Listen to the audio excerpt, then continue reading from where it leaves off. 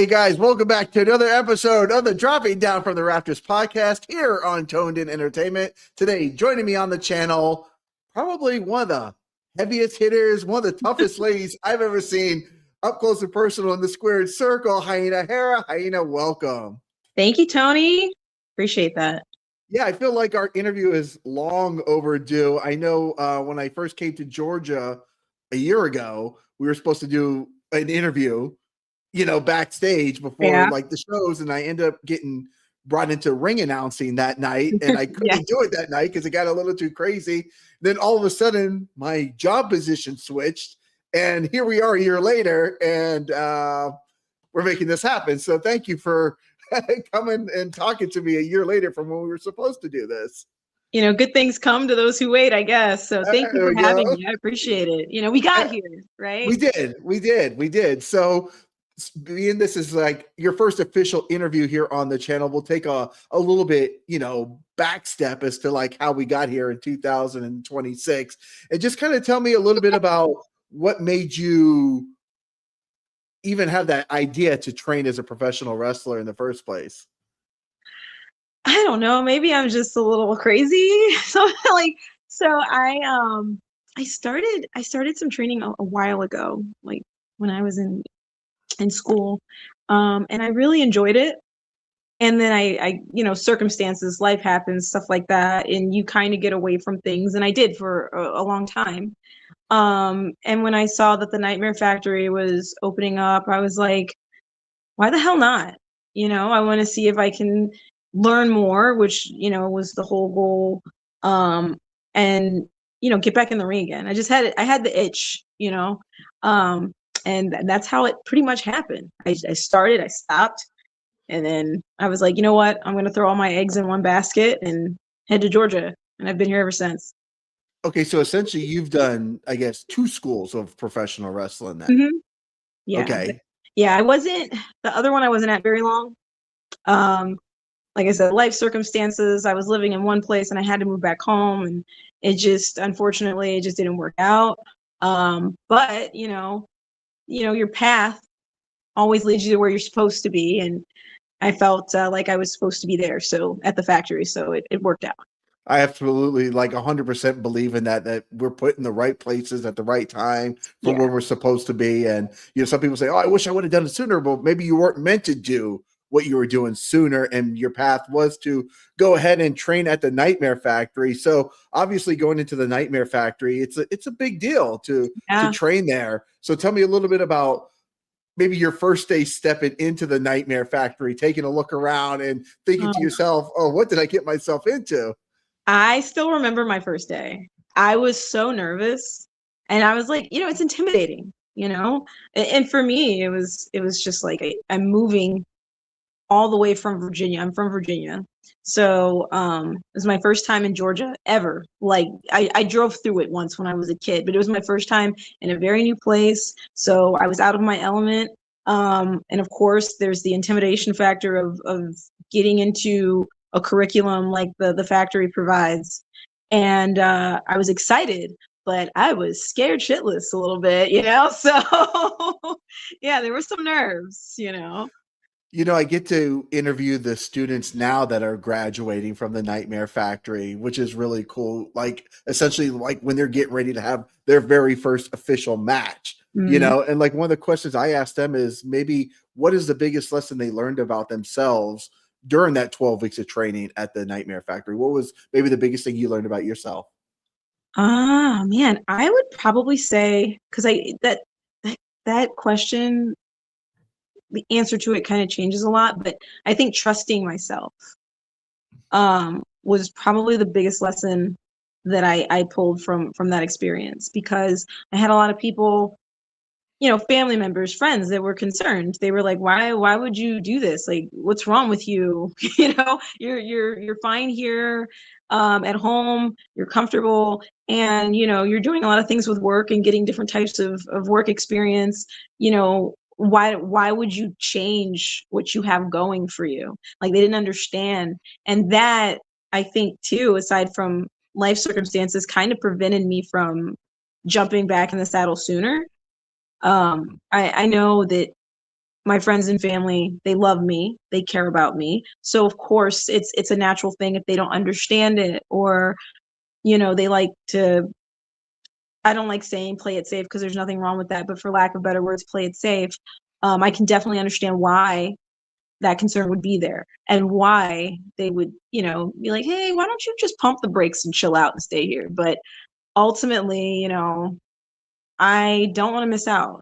In life in general, I just don't want to miss out. And I had to really kind of trust myself and learn to trust myself more, and realize that I had a lot more dexterity than I thought, So it was a big kind of moment for personal growth, I felt like. You said, that your family was telling you that you were comfortable. So like behind me, I have a sign back there my wife got me that said your comfort zone, can kill you, and that Mhm. was my reminder that she got me when we first moved to Georgia a year ago, was like, don't be afraid to get out of your comfort zone. I feel like I definitely have in the Yeah. past year, doing all new things I never thought I was going to be able to do. And I just want to applaud you for taking that step, because so many people say, oh yeah, I'm going to do it. I'm going to do it. I'm going to do it. Yeah, I need this time in 2 years, 3 years, whatever. And it Yeah. just goes by, right? But you just put Yeah. the pedal to the metal, and I want to give you a round of applause, because it's really admirable. And I do really admire somebody that takes those big steps to get out of your comfort zone. Well, I do have to give one person credit, and that was my mom, because she was the one Okay. that was like, I don't know why you're doing this, but if that's what you want to do, you should do it. Okay. And so, like, she had my back on it, but everybody else was kind of apprehensive. So yeah, it's hard. It's like stepping into the unknown. So It absolutely is. Well, let's fast forward here, because here we are, January of 2026, and mhm. since you made that move to Georgia, literally, like, I see you booked every single weekend. You're traveling everywhere. I'm sure you have to turn down bookings because you can't take stuff at certain times. You're on television now. Oh, Like, look what you've done in this amount of time. What are maybe the people that maybe thought, oh, are you sure you want to do this? What are they thinking now? oh, I got their full support. You Of know what course, I mean? yeah. Like they've got my back now, and I don't think that they doubted that I could do it. I just think that it was like, oh well, what if it goes sideways? Now you've wasted your time and your energy, and Right. just stay on the rails. But I don't know. I wanted to do it anyway, so I did. So how are you feeling about that decision now? It really it was life changing, I would say, for sure, because even though I was on the safe, like I was playing it safe, so to speak, I was doing what, because I'm from like Northern Virginia, so like closer to DC. Okay. So there's a lot of mentality of, staying within certain industries and making a certain amount of money. And there's a lot of like kind of obnoxious, borderline um status culture. Sometimes I find it kind of, it's just not my flavor of ice cream. I don't, money doesn't define somebody, and neither does their job. So like I've always wanted to kind of deviate from that. Um, but yeah, I don't know. I just feel like everything that I value is more solidified, and my personal inner being. I know it sounds really hokey, but shifted. And so now when I want to do something, I go and try it. Why not? Like the worst thing can happen is I have a bad experience and I just don't do it again, or I Right. spent $20 doing something I didn't like. Why not try something new, or even creatively try something that you've always wanted to do? What's the hurt? You don't make $1 million if you write a book, but you wrote the book, right? Why not? Just go live your life. I love it. Cherry Bomb says, I love you, Hyena. And Hi, I then love you too. she says, you have one of the greatest in-ring personalities. How do you get into the mindset of Hyena?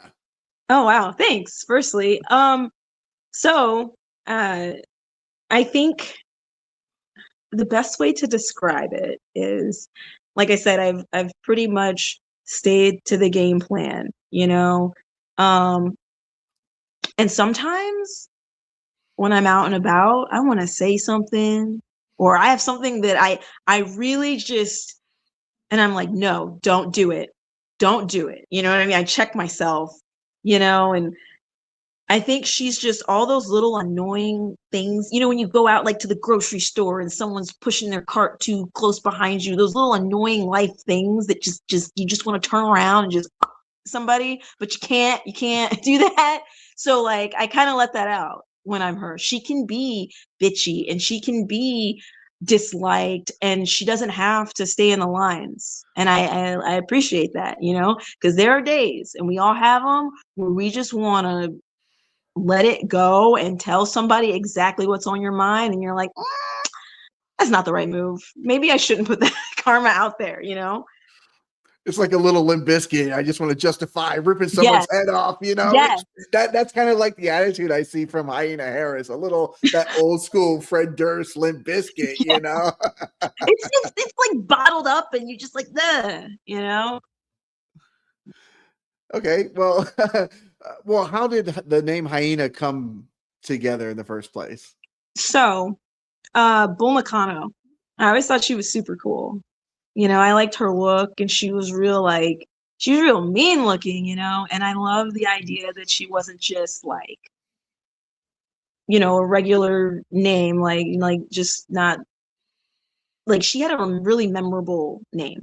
She had a powerful animal with her.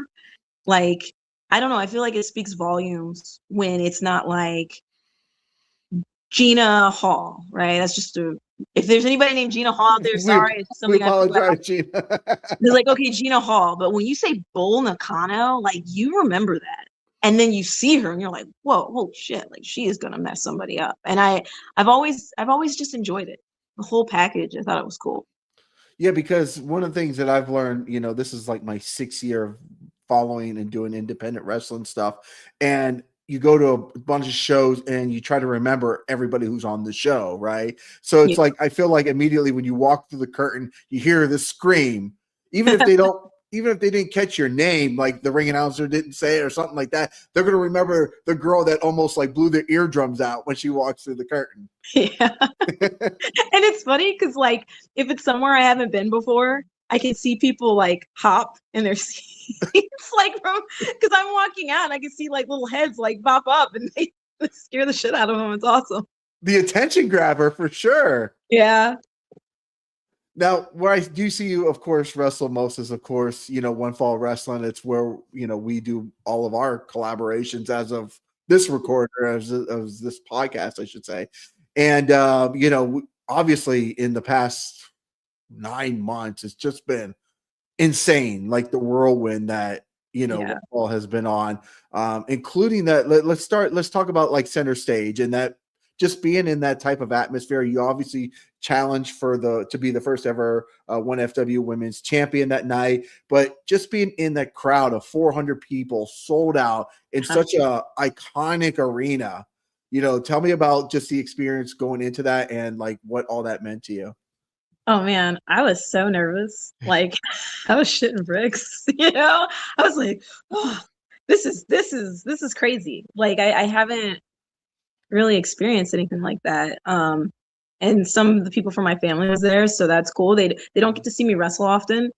Um, but it was very exciting too, It's like I've done extra work for other companies there, and it was kind of cool to be able to actually wrestle there, and it was something that it was very special, and I felt like I was like, wow, like look what everyone did, like look at what everybody did, really, everybody working hard and showing up, and it was cool. It was very cool. Yeah, it's a culmination of so many people's hard work Mhm. to get to one place. And for sure, it was just such a great and memorable night. And recently you've been trying to get your hands back on that 1FW Women's Championship. Remy Reed's still running out there. You as of the last TV taping, you did pin Angelica Risk and get that #1 contendership. So I guess you got to feel more motivated than ever to you didn't capture that back in July last year, but going into 2026, it's got to be a big goal for you. Oh yeah, this is top of my list. There was like a 0 on a list. That's it. Like, I mean, like you said, we've all been after this entire time. It's almost a year, right? 6 months. About 6 It'll months be a year. since, yeah. Yeah. So like, I think she's had it long enough. So I just say, whenever she's ready, I'll be happy to take it off her hands. I know she'll be 10 pounds lighter. It'll be fine. So just that's for you, Remy. Oh, yeah. Cherry Bomb says she can see that in your future, though. Well, thank you. I think she's a big Hyena Hera fan. I think Cherry Bomb seems to come on here and like the maybe the not so goody two shoes type of people. Oh, she's got good taste. Yeah, she likes the attitude. The people with big attitudes. I love it. I love it. I was gonna say 1FW.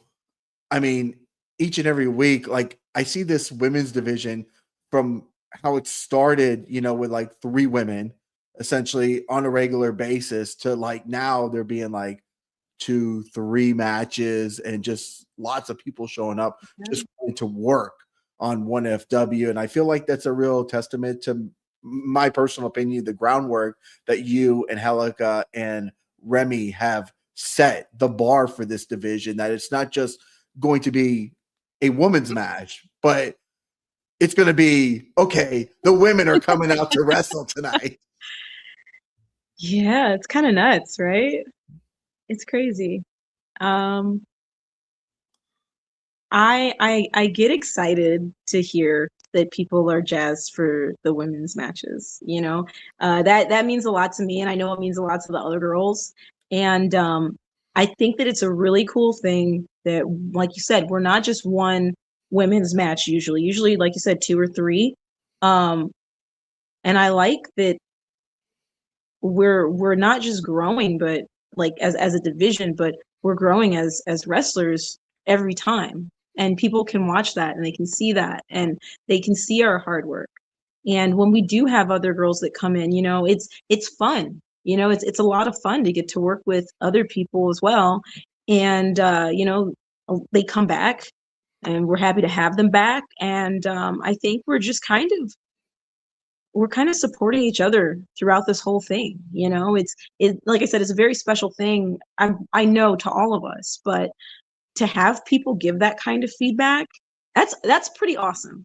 That we can't wait for the women's match. I was at one show and actually one of the TV tapings, and I was walking in the back and I heard a guy go, "Oh, it's another girls match," and he ran back to his seat, and I was like, that's what I want for the women's division. That's the kind of stuff I love to hear, because we work very hard, and it's nice to see that people appreciate it and want to experience this with us. So thank you, everybody.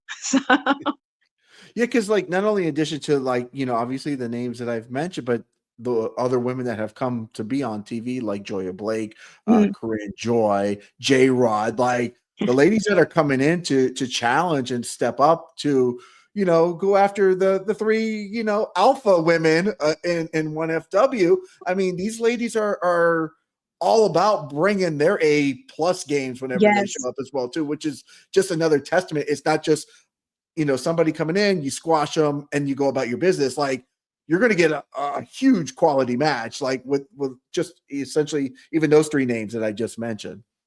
Yeah, and they, like you said, they bring their A game. They're no slouches. They're hard workers as well. And we also have like the luxury of having some of the girls that recently graduated from the factory. They're coming up too, and like there are self-proclaimed women's tag champions, Riley Judah and Cameron Cash, and it's just been fun, and they're doing their own path and going their own way and learning and being a great addition to the show and to the division. So it's been kind of crazy to think about. I've never been a part of something like this inside or outside of wrestling. So it's very exciting and it's very, new for me. And I love that I get to be a part of it.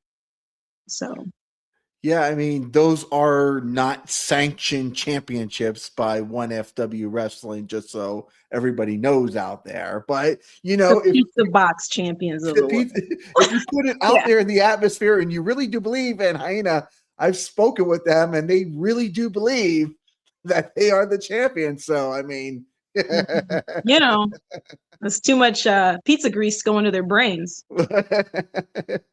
it can really affect somebody. Yes, Yeah. absolutely. Well, we've talked about some of the women that have come in and literally just announced like an hour ago before we started the podcast at the next 1FW taping. Julissa Mexa, I believe that's how you say her first name, is coming to the 1FW taping, which of course they just officially announced is on Sunday, February 1st. So again, she's been NXT, she's been all over the world, coming in to wrestle at 1FW on Sunday, February 1st. Free TV taping, by the way, here in McDonough, Georgia. Yeah, I'm excited. I hope she brings it. And I know she will. I'm excited. Any woman that wants to come on down and catch our hands, they are more than welcome to. We are happy to give them to you. Don't forget that. I'm excited. Anytime there's someone new, let's go. Let's see what happens. Let's have some fun. Cherry Bomb says the paper champions are the greatest, by the way. So I'm gonna light those greasy things on fire one day. Right. You better watch it. You let them know. I do really do appreciate the originality and creativity. I saw somebody commenting on one of the videos and they're like, oh yeah, WWE should steal that idea and give it to who was it? R-Truth or somebody. I'm like, no, like, can we let the ladies have something original for themselves? Like they made that up. Like, let them have it. Come on now. It's, hey, if it's a good idea, I can see why people would say that. It's a good idea, It's a good idea. A great time, finding themselves. Go for it. But they should probably replace them because they're probably sneaky. I did see them up close and personal this past Friday night. Of course, we have a backstage interview coming soon to 1FW Instagram coming soon. And yeah, they're starting to fade. The diamond encrusted belts, as they so described, are, let's just say, well, they're starting to get worn out. Let's just say that. Yeah. Yeah. You're being very, very kind. You're right. They look like compost. You can tell them I said that. I hope they're watching. We'll clip it and send it to them. Yes. Yes. Now, we talked about your family. What do people that you grew up with, like when they see your pictures and your videos of you being a professional wrestler, what are their thoughts on it? Oh man, I have friends that I've had since like elementary school, right? And like I've like my close circle of friends, I've known them for a very long time. And they think it's pretty cool. They don't know anything about wrestling. Like they only know certain names, but I was the only one that really watched wrestling, and they indulge me and my excitement, and they listen to me yap on about, what's going on and how things are going on my end with that. But they support me and I appreciate that, I know that maybe it's not their favorite topic of discussion, but I appreciate the ears. So when I first introduced you, I introduced you as one of the hardest hitters in the game because I can hear those cracks and smacks. I mean, I don't have to be in the vicinity. If I'm all the way in the back area, I can hear a thud chop going on out there. And you also receive them as well too. Yeah. Yeah. Sometimes they're back and forth. I don't know who's doing them. So is there like an adrenaline rush that goes on, especially with the chops back and forth? Yeah. Oh yeah. Yeah, man. I don't know how to describe it. It just turns you up, like it's like, like it just brings it out of you a little bit. I feel like, it's fun. I think it's fun. Maybe, like I said, maybe I'm crazy, but I've learned to like live in it, and it really brings me kind of into the moment. And if I need like to bring out that extra 5% of rage, there it is, So it's great. And that's usually the case too. It's usually always available for you. Mhm. Now we obviously have talked about 1FW. Where are some of the other? I know I did see you at Ladies Night Out also in North Mhm. Carolina, back at WrestleCade in November as well too. So let's talk a little bit about Ladies Night Out and like the importance of an event like that. Oh man, Ladies Night Out is super fun. I've done a couple of them.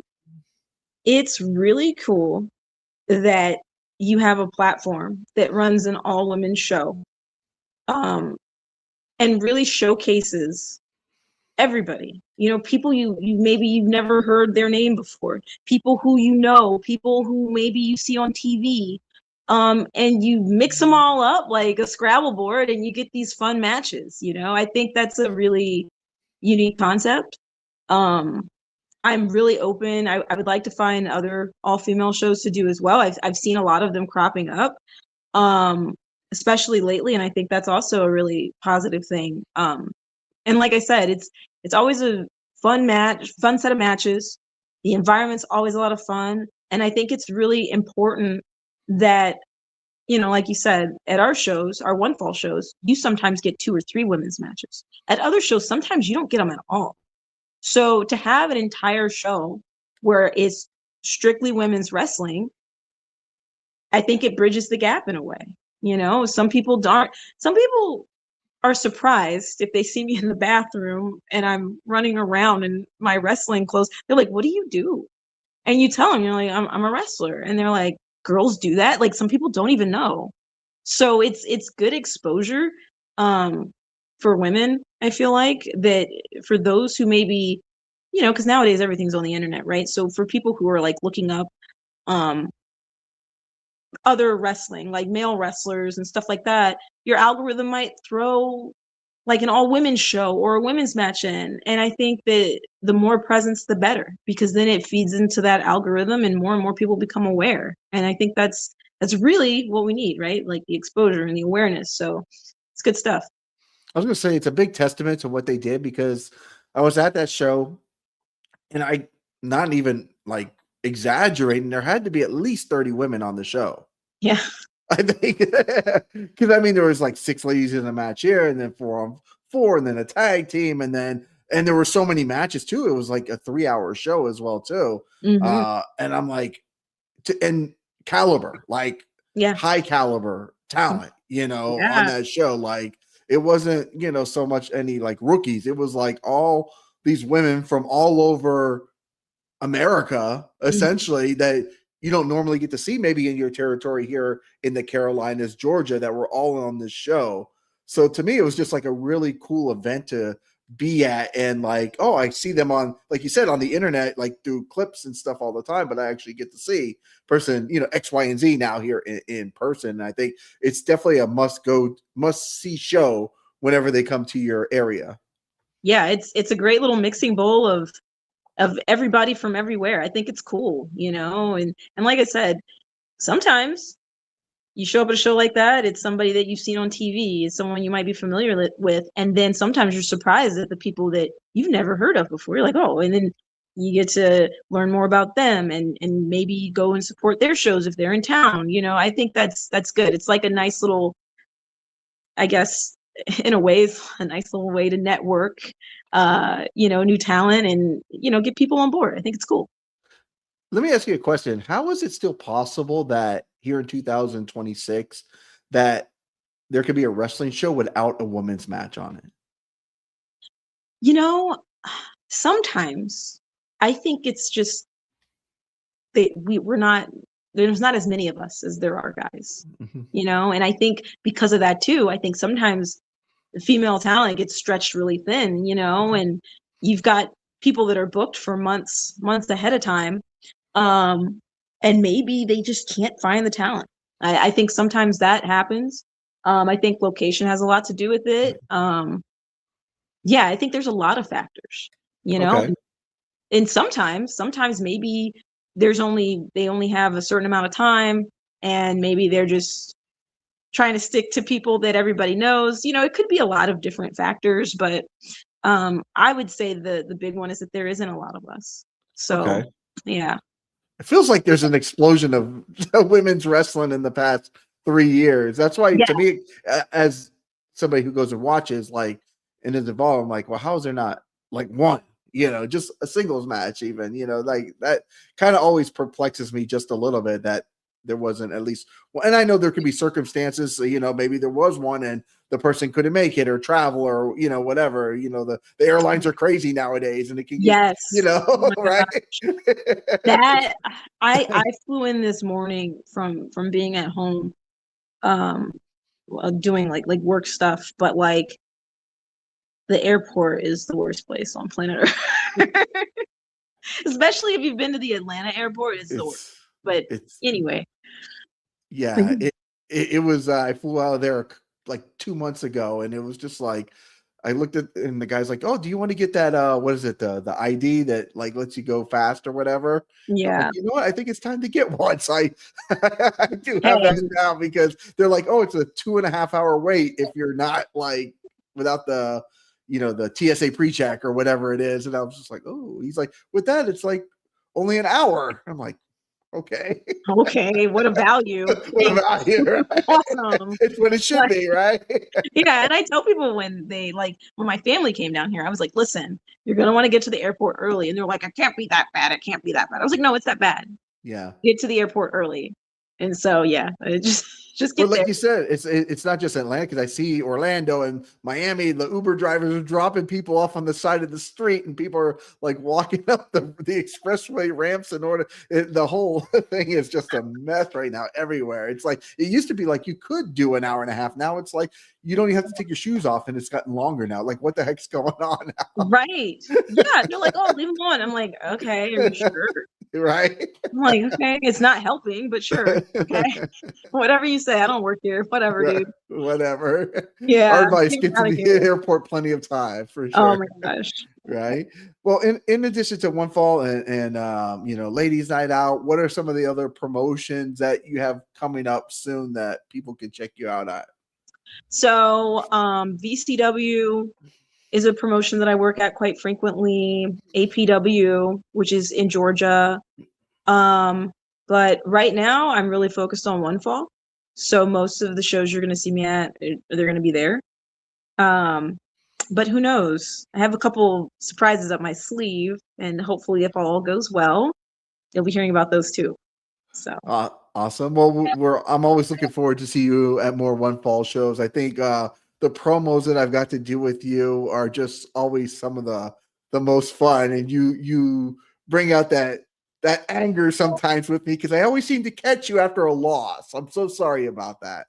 that's because they cheat, Tony. Oh, exactly, They're not exactly. real winners like me. They're cheaters. That's true. And it should be my job as the journalist to say you did lose, but of course it was due to Yeah. cheating. Yes, I Come on, I Tony. didn't. Don't make me look bad. Don't make I'm me look sorry. bad for one of these people. No, I'm scared You know? of you. Please. Jeez, give me some credit. Absolutely. Well, let's talk about the promos and stuff and like the fact that there are available promos for you guys to do. I know that's one thing that when you go to TV, obviously, I think when I've talked to wrestlers, that's been the most scary thing for them to do, right? Like, it's like, oh, I can get in the ring, I can fight, I can do this. But like for a lot of people, when I first started doing interviews, like a lot of people were very like camera shy and Yeah. like, uncomfortable with it. So can you give me a little bit of insight into, you know, your promo work and like maybe how you when you first started to where you think you are now in 2026? Um, so I talk a lot of shit in my promos. I it might sound a little cliche, but I like to just speak what I'm feeling at the moment, or what's happening at the moment. I like to be a character. I enjoy it. And I kind of try to pull that out more and more every time. Um, just a secret tip. I watch a lot of like trash TV. Okay. So I yeah, do I watch a too. I lot do of too. really bad. We So, love and trash TV. I'm not like a TV person. When I say I watch TV, like if I'm working, I'll have something playing in the background that's absolute garbage. Just something that if I weren't listening for background noise, I probably wouldn't be watching, but we all kind of secretly enjoy. And like you hear some of the best trash talking on those shows. So sometimes when I'm listening, I'm like, oh, that was a good dig. Like I gotta keep that in my back pocket. But I also make sure I say it the way that, Hyena would say it. I don't say it verbatim or anything like that. Right. But it gives me creative energy when I hear these worked out lines on reality TV. It's just bad. It makes me laugh too. Can I ask you some of your favorite programs where you get this creative energy from? Oh man. I'm a big Jersey Shore fan. Haven't watched that in a while though. But right now, I just started watching those like what is it called? Like Temptation Island and like those kind of goofy dating shows. Like the Love is Blind and all that stuff? Is Yeah, that, yeah. yeah. And like some of the things that I'm just like, ugh, like that was mean or wow. Like, they're just talking trash about each other. Um, what else is there? Oh man, I'm a big, big fan of 90 Day Fiance. Okay. Big fan. Big fan. Because I don't know, that show is just different. The way that they get mad at each other is just very different. And like, yeah, so that's fortunately, that's my source of inspiration. And sometimes when I'm cutting these promos, and I'll never run out of, of any juice. So yeah, that's my little secret. You got to have your little secret, go-to shows and stuff Yeah. like that. Absolutely. Oh Yeah, yeah. no, my wife and I get excited every time it's like, oh, there's a new Love is Blind on, or we like Married at First Sight, or some of these other like crazy, was Selling Sunset, like all that stuff. But like, we're the kind of people, we don't like to watch it week by week. We literally wait for Mhm. the entire thing to finish, and then we like watch it all at one time because it's like watching every Thursday night thing. Like, I ain't got time for that. Like Oh yeah. just tell me when all 10 episodes are ready to go, and like I'm gonna watch it then. I want to know, do they stay together? Do they break up? What happens? And like, Right. it's weird because if you ask me a question about this stuff, I have retained hardly anything. It's Yes, really big. you can't. No, it rots your brain. It's not meant to retain anything because we'll see these flashbacks and we're like, who are what? They were on this like it's gone. Like I'm such an old school, like 90s guy. Like I could sit here and like recite lines from Married with Children or like Saved by the Bell or like 90s music like nonstop. I can remember everything because to me it was entertaining and like witty and smart, right? So like it kind of caught you, but I can't remember a damn thing that's going on these shows anymore. All I see is like a drink fly at somebody. I'm like, oh shit! Like, well, are they gonna bite? I'm like, where am I? Why am I watching? What is Why going am I on? watching this? Yeah, and it's just like, oh, whatever. Because I used to watch like Married with Children and stuff like that too. Roseanne was another. That was another Okay, one that but I there were smart watched. shows. Yeah. Yeah, Saved by the Bell would come on, and I would catch that sometimes. But there's so many shows that, gosh, must be to be a writer, you know, like to pull that off and to like embody the character and to maintain it and to give them not just entertaining, but like interesting things to say and develop them along the way. Like, what an art. I Yeah. don't think I could ever do that. That's a lot. Like, that's a lot. You're developing a whole person that technically doesn't exist. It's like, oh, and then you're creating relationships between them. I don't know. It blows my mind. Kudos to writers. it's kind of unfortunately almost a dying art now, which is it's just the world we live in nowadays, Yeah. But yeah, no, much appreciation to those who have paved the way of letting us retain useless knowledge of television from back in the Yes. days. Fill my brain with garbage. Yes, please. You know. From time to time, you tend to wrestle in intergender matches, Oh boy. is that something you like getting in there and like fighting with the guys as well too? I don't mind fighting with the guys, but I much prefer to fight another girl. Any day Okay. of the week, above all, I'd rather be wrestling another girl, you know. But yeah, I'll beat up the boys too if they want it. I've seen you beat up plenty of men, yes, for sure. That's Oh, again why I try to we stay saw on your good side. Now, the world of wrestling is, again, as you know, is quite the crazy place, and I always use the term bizarro because it's a WTF moment. Like, did this just really happen? Like, what the heck is going on? yeah. What's a bizarro moment that just stands out to you? Holy smokes. You know what's going to sound super stupid, but it does kind of, it's bizarre to me. Uh, the match that I'm thinking about in particular, there was this little kid, and I was being a bitch, you know, and you know how when you get the kids to chop you and stuff like that. This one kid, he was not shy about it at all. I was so mean to him. He just chopped. He just and then this other kid, for some reason, he opted to punch me. And I just remember that, be like, why did you punch me? Like, it was just funny because it's just like normally people are a little shy about it, but this kid, I guess I just got under their skin real good, and they were like, "No, you're getting it," and I was like, "Ah!" Like, The kid had been waiting for this moment, was like, I've seen this happen, and when it's my turn, I'm yeah, gonna make sure I get a good crack at it, so to and I'm say. pretty sure I deserved it. Like, I don't remember what You I said, but I was being know. really mean. So I asked for it. I got it. No harm, no foul, you know? Okay. I mean, these kids, it is crazy now because I do see that quite often at these shows where somebody takes people out and they, dun, dun, dun, dun, dun, dun, dun, dun, dun, but I could just see this kid saying, "Oh, you're the one that screams at me every time," and he just winding up and is like, He's like waiting for his, yeah. I was like, oh man, I guess I'm doing my job. I mean, hey, I mean, and it's all in fun, the kids come to the shows to have fun.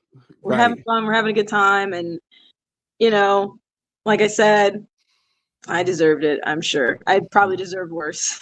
So, And that's what I love to see about at least the recent shows that I've been going to all over the place is that dads are bringing their kids to the wrestling shows where I felt like at one point like kids weren't necessarily watching professional wrestling. If they were just maybe just watching, the big promotion that was on TV or whatever. And like I see these kids coming to these shows now and really getting invested in these characters. And I walk out there and they're like, "Hey, are you going to interview so and so tonight? And don't let that person beat you up next time." And like, they're so invested in these yeah, shows, and it's really cool to see like a new generation of fans coming into the world of professional wrestling now that aren't just watching, the one big or the two big leagues, but like they're really invested in their local wrestlers now.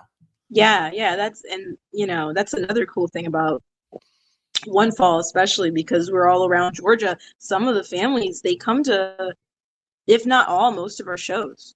So the kids do get, and the families do get an opportunity to get to know us as wrestlers and as characters and decide if they like us or hate us, And I think that's cool. And they know the second that, like, if I come out there, and just like, you guys, really? You already know. You already know what's about to happen. So it's fun. It's just, and you're right. I think kids are getting more into wrestling, and I think that's really important because, you know, they're the next generation. They're the ones that are going to be watching this going forward, and hopefully for a lifetime. And Right. if even if they don't, I hope at the least they get really great memories from it, spending time with their family. Because I know I did, you know, I definitely did. So yeah, I think either way, it's a good thing. Hmm. In the years that you've been doing this now, what would you say has been your shining moment that you would tell somebody? Oh boy, you know,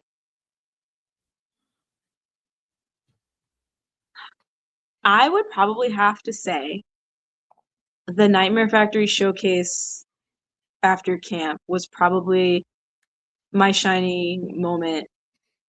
Um, and that's not to dim the light on any of the other really awesome things that I've had a chance to experience, but I think that one is most important to me because I finished camp. Like I I went through something very personal Mhm. that I won't share here, but well, my mom passed away Okay. in the middle of camp. Oh, So when I finished, I was like, oh, like I left and I came back and I did the match and I just felt like, okay, I can really, there's nothing I can do, mm, so that's the one. Yeah.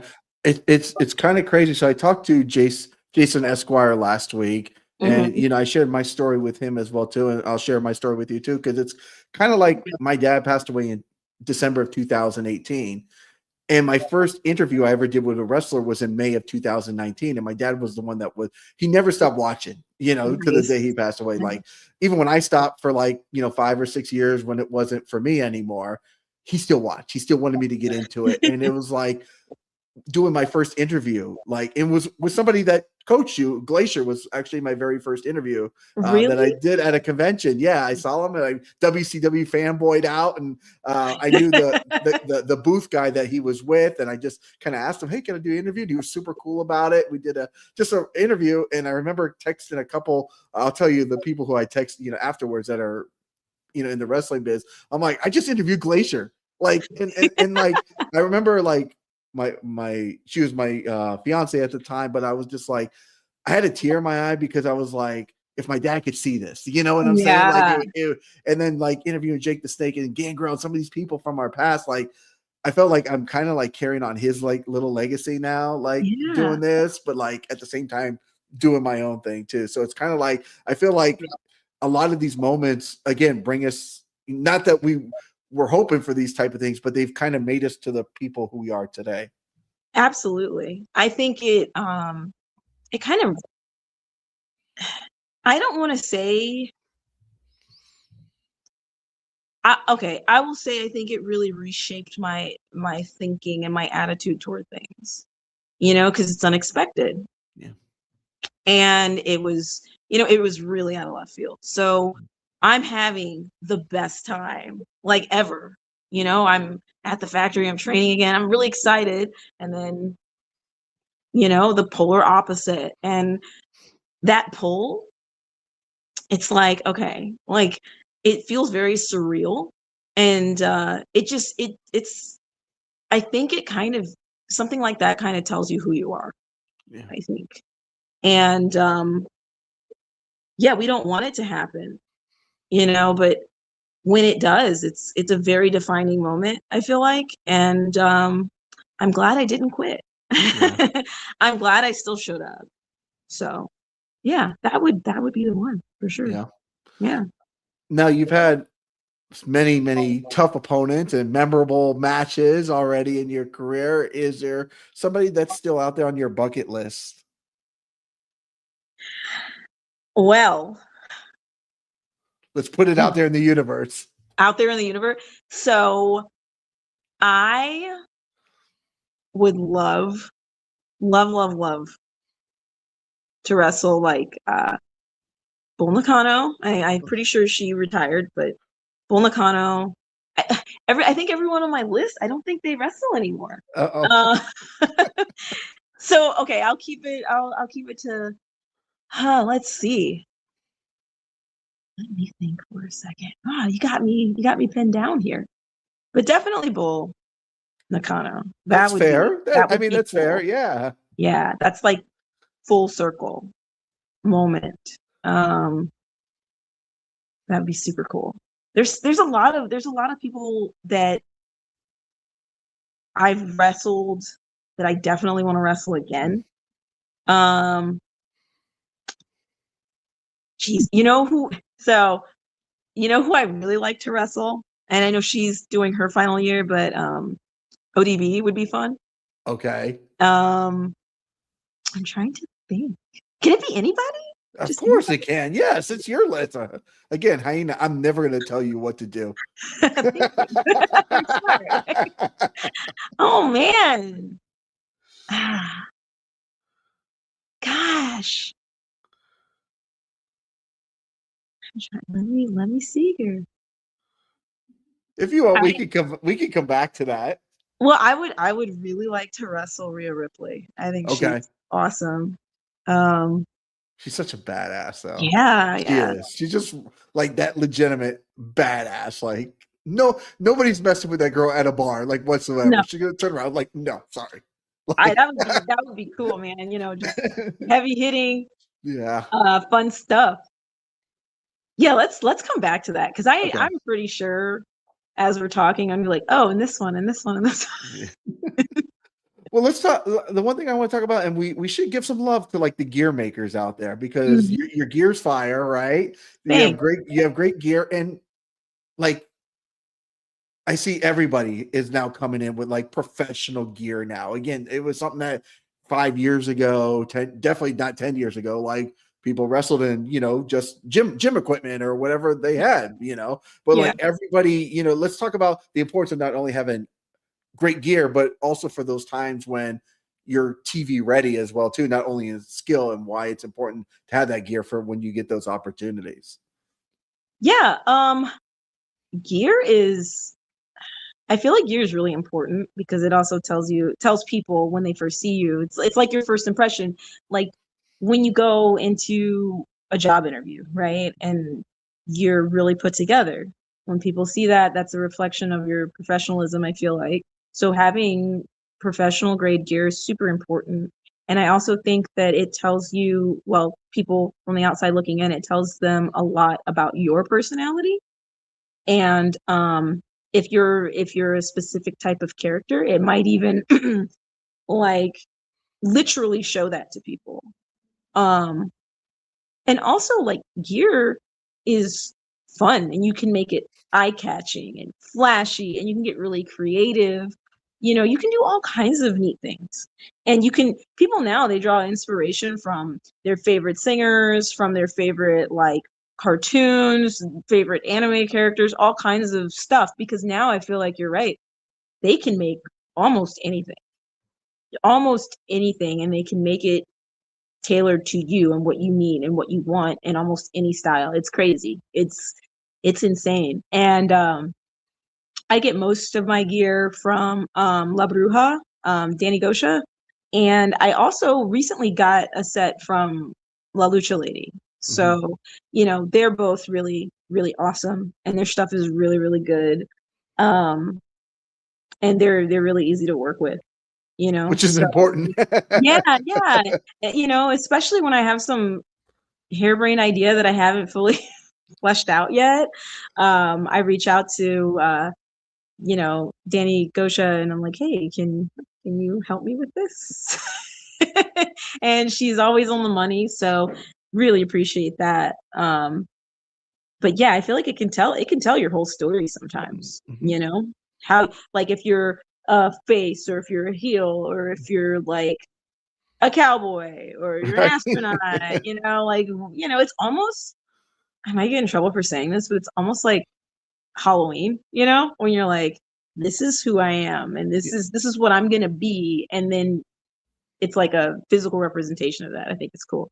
Yeah, because again, I don't want to get in trouble for the saying this either, but like, but there are some people out there that aren't like their personas, right? So like when they put on the gear and step through the curtain, they become person XYZ now. So I think just, they can kind of come in sweatpants or a shirt and polo, whatever, they come from work or whatever, but it's like, changing into that Superman costume or whatever it is, that it flips their switch for them and it puts them in a new mindset, to portray this person for the 15-20 minutes that they're out there. Yeah, definitely. And like, I don't know, I don't remember the quote, but it flashed through my mind, like the outfit, like you wear the outfit doesn't wear you. Something like that, where it's like, you are really putting your best foot forward in what you're wearing, and you feel confident in it, and it's just like your body's not just a hanger it's on. It's like you are wearing it, you know what I mean? And I think your confidence shows if your gear fits you the right way and is the way that you wanted it in your mind's eye.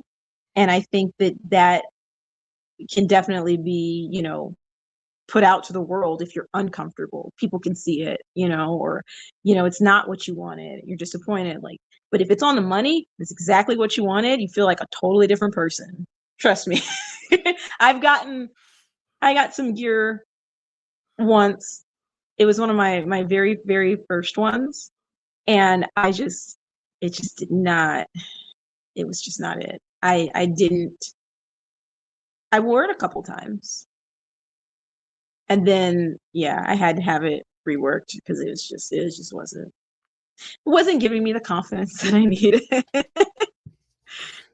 Yeah, no, that's fair. I like to do a few little rapid like questions. I mean, we did talk a little like pop culture stuff and like, trash TV and stuff like that. So just to kind of get to know you just a little bit better, just a few fun, pop culture type questions. So if I want to ask you first, like your favorite TV, well, you mentioned Jersey Shore already, but your favorite TV show to binge or just rewatch over and over? Oh boy.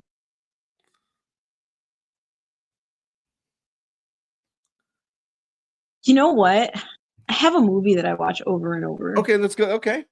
And come to think of it, I actually haven't watched it in a while, but Hellraiser, I watch that Oh, regularly. um I watch that one pretty regularly, at least a few times a year. is Um that your comfort movie? that's like one of my favorites. Yeah. Okay. Yeah, The original. We're talking the original yeah, Hellraiser. Okay. yeah. Um I enjoy like horror movies. I also really enjoy action movies. So I've played like John Wick, I don't know how many times, like the whole thing. Like if it's something I can't decide to watch, and it's available or whatever streaming platform I'm on, I'll probably just put it on. Um I also, shoot, I feel like I was just watching something that I watch all the time. Oh man.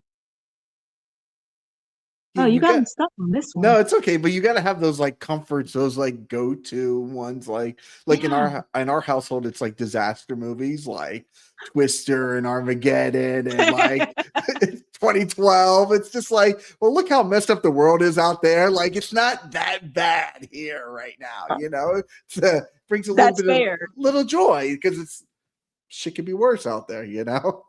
Oh man, Or Final I Destination. That's another like series we love watching over and over because it's just so kooky and weird and messed up. yeah, But at the end of the day, you're better off than they are, so it's okay. that's fair. That's very fair. It's very real. Yeah, And like, and I never get behind the logs on the road anymore. So I've learned that. I have learned that. no, sir. No, sir. Lessons learned. I've literally been driving, like, oh no, I know what happens next. We've seen this movie. Get out of the way. Um, I actually, when I was at home this weekend, I went over to my cousins and we started watching Game of Thrones again. Okay. So I probably will be watching, like, putting that in the background again. Um, yeah, there's so many things that I enjoy, uh, that I actually retain, kind of. And so like, oh, my brother he got me a sweater for Christmas. And have you ever seen Cowboy Bebop? Or do you ever? It's an anime. No, no. So I watched it a long time ago, and he got me the sweater. I was like, well, now I have to watch this again. There's things that'll pop up, and I'll have to like watch over and over and over again. Um, but yeah, it's Hellraiser is probably that's what you're probably gonna get out of me. Rewind 1989. Hello, Rewind. He's a regular in here. He says, "Don't let Tony fool you. He's got Pinhead vibes." Which I tried to watch it because my parents would never let me watch that stuff. Uh, Growing up, I was never the first rated R movie I was ever allowed to watch was Terminator 2 because I begged them, nice. to please let me watch that movie. But they wouldn't let me watch like, demonic stuff or slashers or horror movies or like, raunchy stuff. Like they Yeah, pre-screened it. So like I wasn't allowed, but violence was okay with Arnold. That was fine, but and I tried to watch it once and it wasn't for me. I've always been more into like the slashers, like the Halloween and the screams and like more of like the realistic stuff. But I feel yeah. like if Hyena Hera says Pinhead, a Hellraiser is good. I shouldn't be a Pinhead, and I should definitely try to check it out here and just try to. I remember it being a little out there, and I just was like, oh, maybe it was just my parents like talking to me, like, hey, you shouldn't be watching this or something, and I did. Well, I get it. So like the truth be told, when I was a kid, I was not allowed to watch that stuff either. Mm-hmm. But when my cousin would babysit me, Mm-hmm. she would always put like old horror movies on. So she would like have like The Gate on, which is one that sticks in my mind to this day. It still scares me. Like Pumpkinhead, stuff like that. Stuff I really, really shouldn't have been watching. I Yeah. was watching, and there was a Stephen King movie, an old one, Cat's Eye, and then there was Skinwalkers. And I Okay. was like, I am not supposed to be watching this. I'm not going to stop watching it because this is so cool.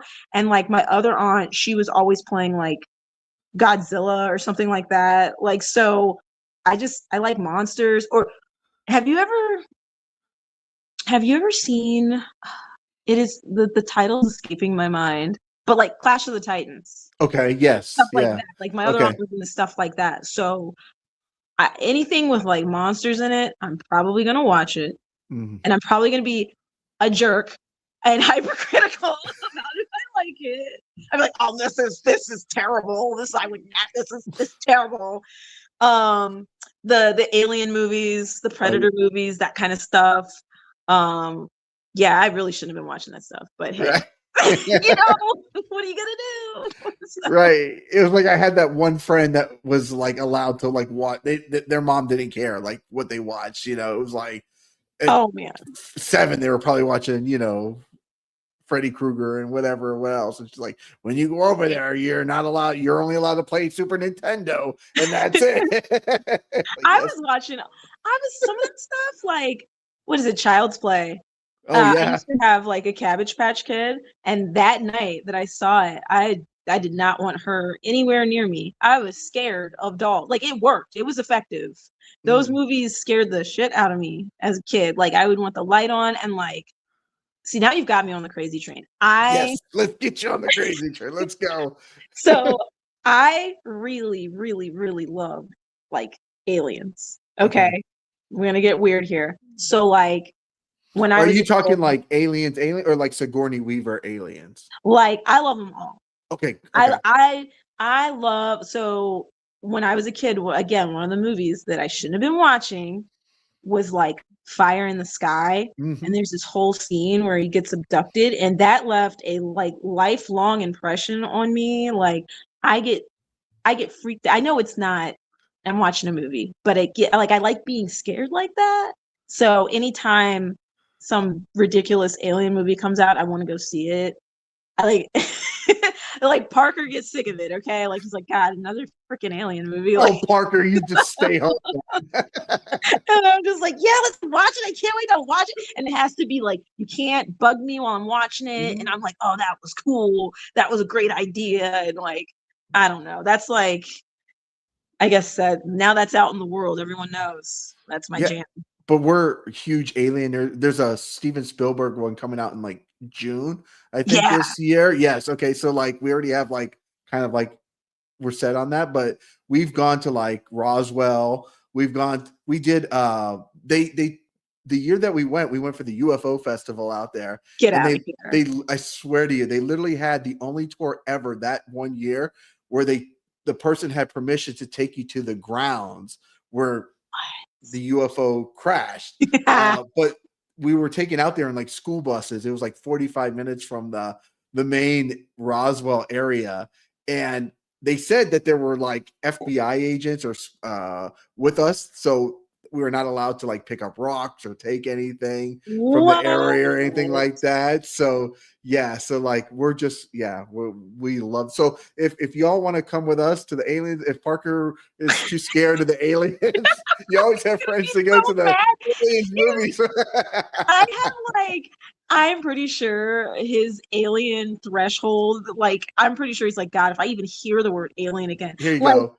Cherry Bomb says we have tin hats. get There you out go. of here. That's awesome. I love Yes. that stuff, man. Like, Yeah. and it, going further down the rabbit hole, since you guys like aliens, like, I like reading fun story about like Bigfoot and stuff like that. Like, it's fun. We love all that. Like we're like real believe. I'm like, if it hasn't been proven wrong, like I kind of like am a believer of all this like crazy stuff. It's just how my imagination, again, like it's maybe it was the time period I was brought up in, and like we were fed so much stuff that like my brain wants to believe all this stuff or does. Could I go down the rabbit hole on like Facebook now, and it's just like, oh, Atlas, Three Eye Atlas is coming to, and I'm like, where is this thing? And we're out there looking for it. We're like, well, what's going on? Like, tell us more. So yeah, we're like, we're big into like conspiracies, aliens, like all Fun. that crazy stuff. It's kind of like our little extra thing that we do too. And yeah, like we were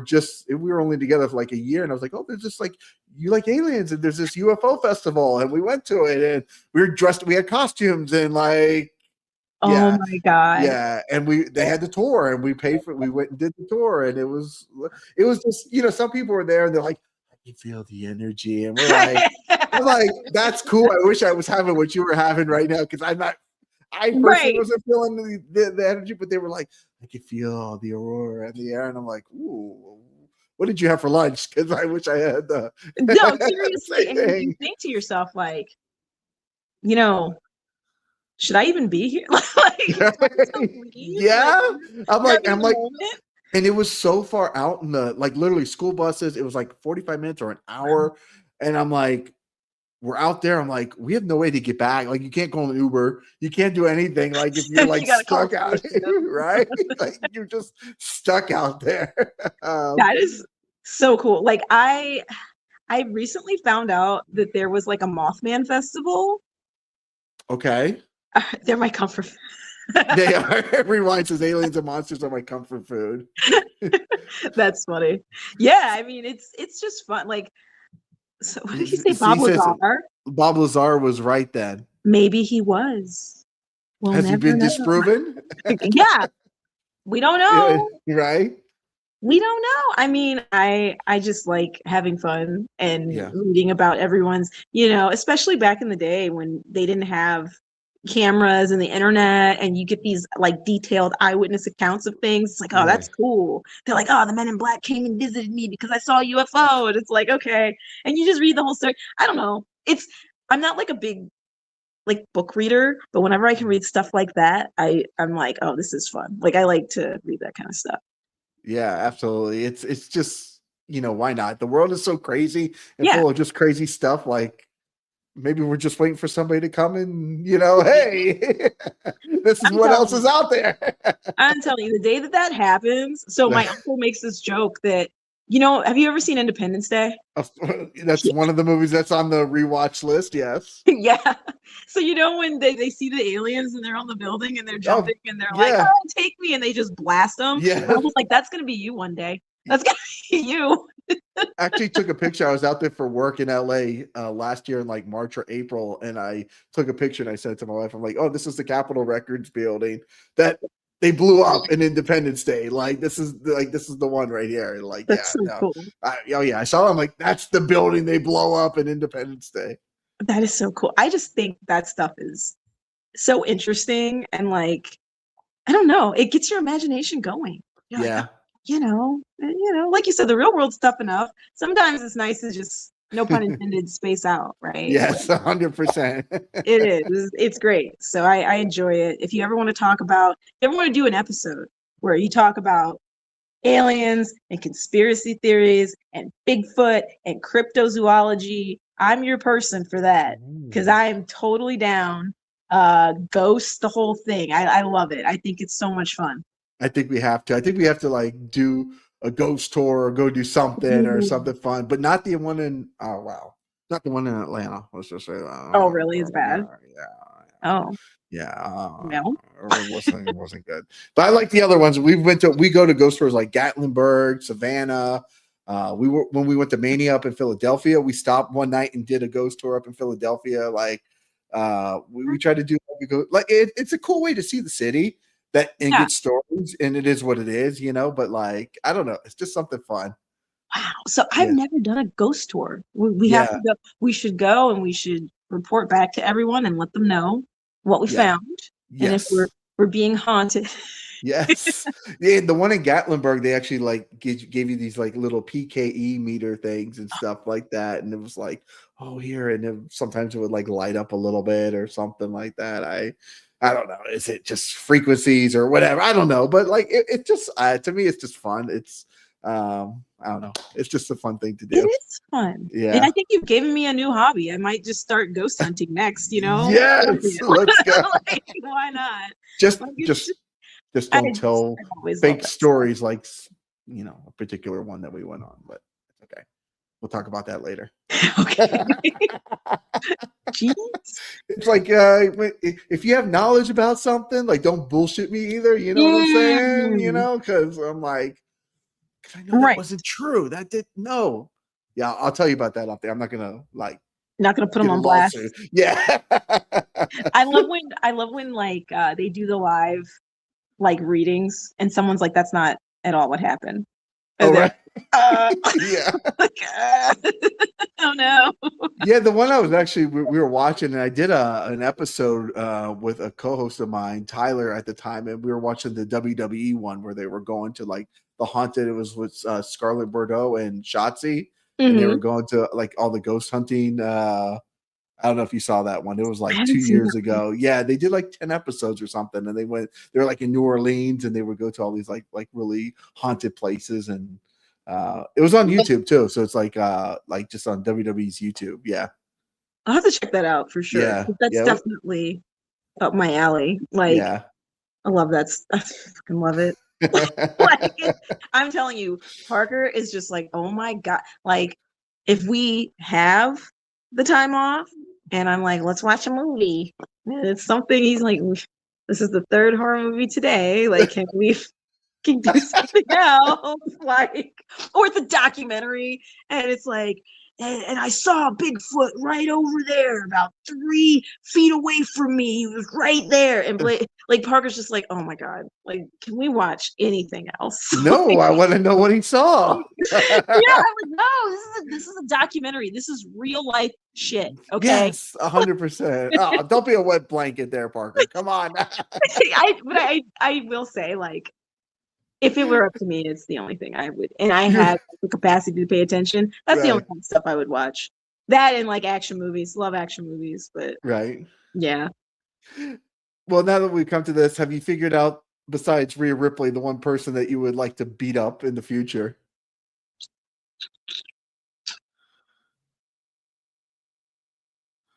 Shoot.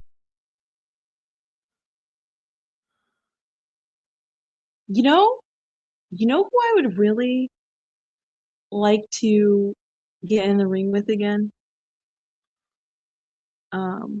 Megan Bain. Oh, okay. Megan Bain, yeah, she beat me up real good.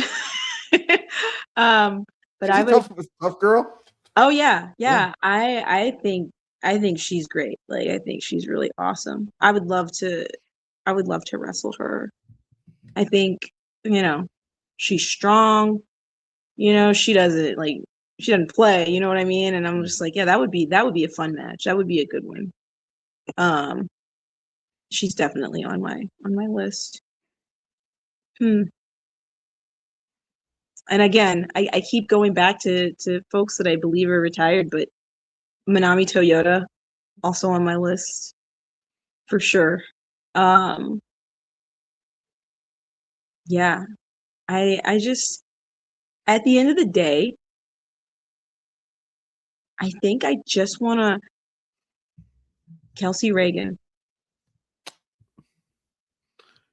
Kelsey Reagan's up here in Georgia now doing her thing. She's up here wrestling here up on a regular basis for sure. Kelsey started around the same time as I did, and she was training at Gangrel's Wrestling Asylum, and that's where I got my start at, was interviewing the students at Gangrel's Wrestling Asylum. So yeah, let's make Kelsey Reagan. She doesn't play around in the ring. Like that's what I like about Kelsey. Kelsey is like, yeah, let's get this, yeah, I love that. Like we were in a match together at district wrestling, and she was my tag partner, so I didn't get to wrestle against her, but she's definitely, yeah, that would be a lot of fun.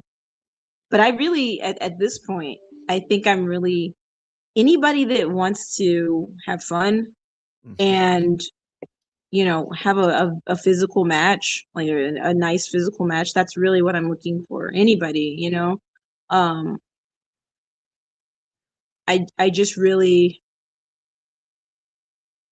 as I kind of expand and navigate through like the indie wrestling universe, so to speak, I run into so many different types of wrestlers, and each time it's just been a lot of learning. I've learned a lot from people, and it's just been, I've just had a blast. So really, to answer the question unofficially, officially, anybody that wants to have a physical match and, really kind of want to go balls to the walls, I'm game. So look me up. Let's party. I think it'll be a good time. So yeah. Absolutely. Cherry Bomb says there's a Bigfoot hunting expedition in Elijah on the agenda. Elijah on the agenda. I know. Yes, it is on our agenda. Yes. Where is that a city in Georgia? LJ? I believe it is. I know we've spoken about it.